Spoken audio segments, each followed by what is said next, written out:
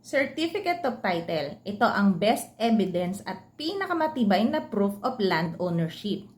Dito sa Pilipinas, meron tayong iba't ibang klase ng land registration. Number 1, OCT or Original Certificate of Title.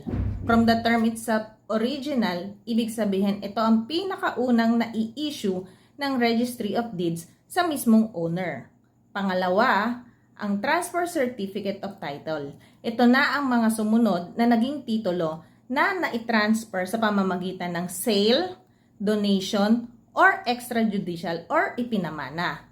Pangatlo, ang CCT or Condominium Certificate of Title para naman sa mga condominium at mga vertical projects. Again, this is Des Mateo, licensed real estate broker, providing you real service for your real estate needs. Follow for more!